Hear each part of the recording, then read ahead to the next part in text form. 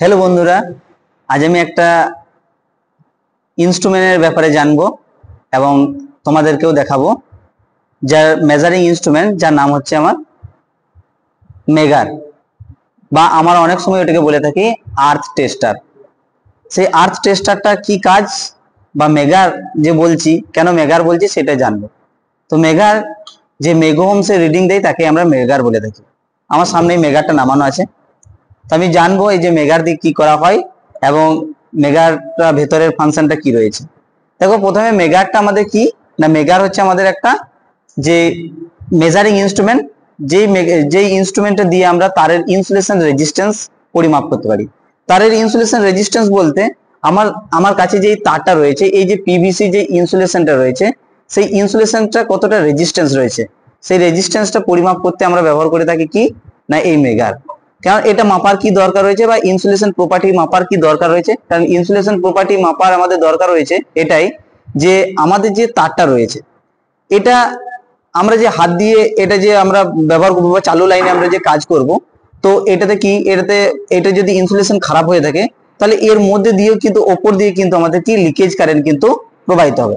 তো leakage current যদি আমার এর মধ্যে প্রবাহিত হয়, তাহলে আমরা এই ওপরে হাত দিলেই কিন্তু আমাদেরকে শক লাগবে।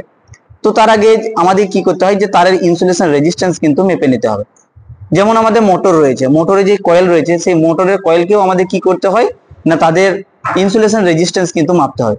কারণ কি, তারের ইনসুলেশন যদি ড্যামেজ হয়ে যায়, বা যে কয়েলটার ইনসুলেশন যদি ড্যামেজ হয়ে যায়, তাহলে কিন্তু আমাদের কি হবে না, মোটরটা শর্ট হয়ে যাবে। তো আমরা এই যে টেস্ট, ডাইইলেকট্রিক টেস্ট, বা আমরা যে ইনসুলেশন রেজিস্ট্যান্স টেস্ট যেটা করব, সেটা আমরা কোন ইনস্ট্রুমেন্ট দিয়ে পরিমাপ করব না, মেগার দিয়ে পরিমাপ করব। তো এই যে মেগারের ভিতরে ফাংশনটা কি হয়, মেগারের ভিতরে ফাংশনটা হচ্ছে সেম আমাদের যে ডিসি জেনারেটর, সেম ডিসি জেনারেটরে আমাদের যে কাজটা করছে, সেম ওইভাবে কিন্তু আমাদের ইয়েটা কাজ করছে। ঠিক আছে, তাহলে ভেতরে ফাংশনটা সেম, আমাদের যে ডিসি জেনারেটর সেম, আমাদের কিন্তু এই মেগারটাও ওইভাবেই কিন্তু কাজ করছে। তো এই যে মেগার খুব একটা গুরুত্বপূর্ণ একটা মেজারিং ইনস্ট্রুমেন্ট, যেই ইনস্ট্রুমেন্টটা দিয়ে আমরা কিন্তু তারের ইনসুলেশন রেজিস্ট্যান্স কিন্তু মেজার করতে পারছি। এইবার যে তারের ইনসুলেশন যে মেজারটা করব, তো এর কত ওহম থাকলে আমাদের সেই ইনসুলেশন রেজিস্ট্যান্স আমাদের ঠিক থাকবে, বা সেটাকে আমি ব্যবহারের প্রয়োজন মনে করব, আর কত লেভেল অবধি গেলে আমাদের সেইটা ব্যবহার করা যাবে না, সেটা বিষয়ে জানবো। যেমন এইটার উপরে যদি আমি এইখানে যদি আমি এখন তারের ইনসুলেশন রেজিস্ট্যান্স পরিমাপ করি, বা দেখা গেল আমার সামনে একটা রয়েছে কি, আমাদের ধরো যে আমি একটা মোটর রয়েছে, সেই মোটরটাকে যে কোনো সাপ্লাই দেওয়ার আগে বা অনেকদিন ধরে পড়ে আছে, তো সাপ্লাই দেওয়ার আগে কিন্তু আমাকে কি করে নিতে হবে, তার ইনসুলেশন রেজিস্ট্যান্স দেখে নিতে হবে। কারণ ইনসুলেশন রেজিস্ট্যান্স যদি চেক না করি, তাহলে কিন্তু আমার মোটরের কয়েলটা বার্ন আউট হয়ে যেতে পারে, যে অনেকক্ষণ পর আমি রেজিস্ট্যান্স দেখলাম না, হেরফের রয়েছে রেজিস্ট্যান্স, বা তার ময়েশ্চার পরে কিন্তু রেজিস্ট্যান্স বেড়ে গিয়েছে, তাহলে সেই ক্ষেত্রে আমার কি হবে না, সেই ক্ষেত্রে কিন্তু আমার মোটরের কয়েলটা কিন্তু খারাপ হয়ে যেতে পারে, মানে সাপ্লাই দেওয়ার পর কিছুক্ষণ পর কিন্তু আমার কয়েলটা জ্বলে যেতে পারে। তো তারের ইনসুলেশন রেজিস্ট্যান্স কত থাকা দরকার, তারের ইনসুলেশন রেজিস্ট্যান্স সবসময় আমাদের 1 মেগা ওহম থাকতেই হবে, বা তার উপরে যদি হয় তাহলে ভালো কথা, তাহলে 1 মেগা ওহম আমাদের কিন্তু থাকতে হবে। তাহলে 1 মেগা ওহম আমাদের কিন্তু যে তারের ইনসুলেশন রেজিস্ট্যান্স, সেটা কিন্তু আমাদের থাকতে হবে, যে মিনিমাম আমাদের কি থাকতে হবে 1 মেগা ওহম, যেটা আমরা অ্যাকসেপ্ট করব, বা আমাদের কিন্তু যে একটা গুড ইনসুলেশন 1 মেগা ওহম, এটা হচ্ছে একটা গুড ইনসুলেশন, যে যদি আমার 1 মেগা ওহম থাকে, এবং যদি আমাদের 1 মেগা ওহমের যদি কম থাকে, তাহলে সেই ইনসুলেশনটা কি, বা যদি আমি দেখা গেল যে আমি কোন একটা এখানে মেজার করব, আমি এখনই দেখাবো প্র্যাকটিক্যালি, যদি 0 থাকে, তাহলে 0, তাহলে এটাতে কিন্তু সম্পূর্ণ মানে একদম মানে পরিষ্কার বুঝতে পারবো যে ইনসুলেশন কিন্তু ড্যামেজ হয়ে গেছে। তাহলে এই ইনসুলেশন ড্যামেজ কখন বুঝতে পারবো, যদি আমার এখানে যে মেগার আমি টেস্ট করব, টেস্ট করার পর যদি আমার রিডিংটা 0 রিডিং দেয়, তাহলে 0 রিডিং যদি দেয়, তাহলে সেখানে আমার কি হবে না, মেগারের সেই ইনসুলেশন রেজিস্ট্যান্স কিন্তু ফেলিওর হয়ে গেছে, ওই ইনসুলেশন কিন্তু ব্যবহার করা যাবে না।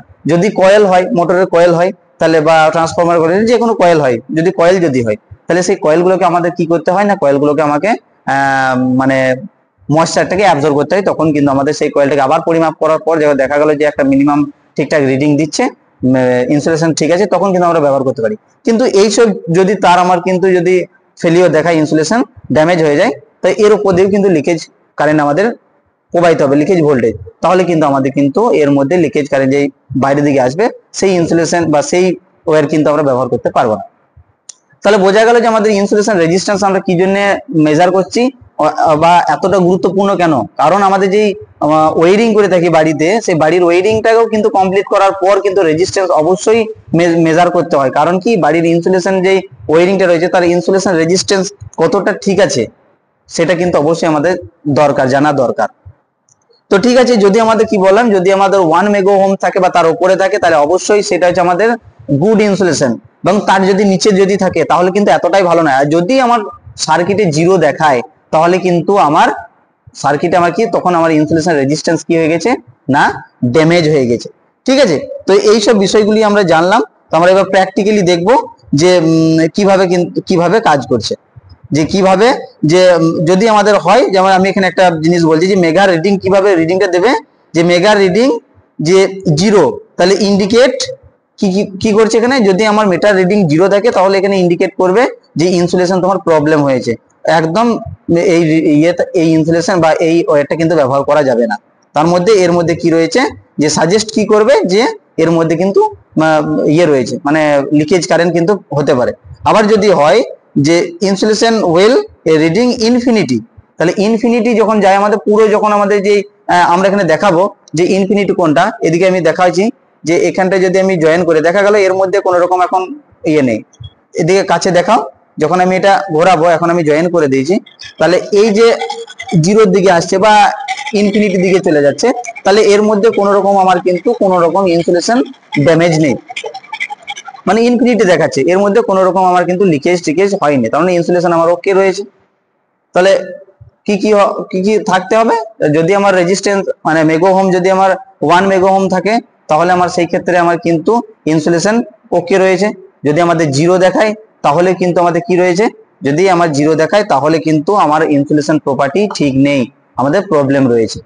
ঠিক আছে, তো এখন আমি দেখাবো যে এখানে ডিসি যে বলছি, এখান থেকে যে ডিসি ভোল্টেজটা বেরোচ্ছে, এখানে কিন্তু এই যে এর মধ্যে যে ফাংশনটা রয়েছে, এখানে যে ডিসি জেনারেটরের মতো কাজ করছে, এখানে কিন্তু ভোল্টেজটা বেশি থাকে এবং কারেন্টটা হাই থাকে। কেন কারেন্টটা লো এবং ভোল্টেজটা হাই কেন? কারণ হচ্ছে আমি কিন্তু এর মধ্যে যে আমি কি টেস্ট করছি, তারের ইনসুলেশন টেস্ট করছি, তাহলে আমাকে এখানে কি দিয়ে টেস্ট করতে হবে, কারেন্ট দিয়ে নয়, ভোল্টেজ দিয়ে। যে আমি যদি ভোল্টেজ যদি কারেন্ট থাকতো তাহলে কিন্তু আমি মেজারটা ঠিকঠাক পেতাম না, কারণ এর মধ্যে কি আমাদের তারের ইনসুলেশন যদি ড্যামেজ হয়ে যায় কি হয়ে যায়, লিকেজ ভোল্টেজ দেয়, আমাদের লিকেজ কারেন্ট দেয়। ঠিক আছে, তো তার জন্য আমরা কি করছি না, এখানে আমরা ভোল্টেজটাকে হাই করে রাখছি এবং কারেন্টটাকে লো করে রাখছি। ঠিক আছে, তার জন্য আমরা এবার দেখবো যে এখানে ডিসি কত ভোল্ট দিচ্ছে। এখানে আমাদের 1000 ওহমের একটা মেগা ওহমের রয়েছে, মেগার রয়েছে। তো আমি এখানে যদি দেখি যে এখানে কত ডিসি কত ভোল্টেজ বেরোচ্ছে, আমরা দেখতে পাবো 1000 ভোল্টের মেগা, তার জন্য আমি এখানে সেট আপ করে এলাম 500 ভোল্ট। তাহলে এখানে দেখা যাবে যে এখানে আমি যেমন আরপিএম এ ঘোরাবো সেরকম আমার এখানে কিন্তু ভোল্টেজটা দেবে। দেখো এখন ভোল্টেজটা প্রায় 500-র উপরে, কিন্তু 590 এর মতো কিন্তু চলে যাচ্ছে। এর বেশি যদি যায় তাহলে কিন্তু আমার ওভারলোডের একটা দেখাচ্ছে, কারণ আমার এখানে মেগারটা আছে 1000 ভোল্টের, 1000 ভোল্ট ডিসি, কিন্তু এখানে আমার এখানে রিডিং কতটা অবধি দেবে না, 500 ভোল্ট ডিসি সেট আপ করা আছে, তার জন্য এখানে 590, 95 বা 97 যাচ্ছে, তারপরে কিন্তু ওভারলোড হয়ে যাচ্ছে। তাহলে আমাদের এখানে কতটা ভোল্টেজ বেরোচ্ছে আমি বুঝতে পারছি, কত ভোল্টেজ না 500 ভোল্টের উপরে আসছে। তাহলে আমার এখানে কিন্তু পরিষ্কার বোঝা যাচ্ছে যে আমার কিন্তু এখানে সেম একদম যেমন ডিসি জেনারেটর কাজ করে সেইভাবে কিন্তু আমার এই মেকানিজমটা ভেতরে সেম মেকানিজম করা আছে আমার ডিসি জেনারেটরের মতো। তাহলে মেগার দিয়ে আমরা কি করছি, মেগার দিয়ে বা মেগার আরেকটা নাম বলে থাকি আমরা আর্থ টেস্টার, যেটা আমাদের তারের ইনসুলেশন মেজার করতে আমরা ব্যবহার করে থাকি।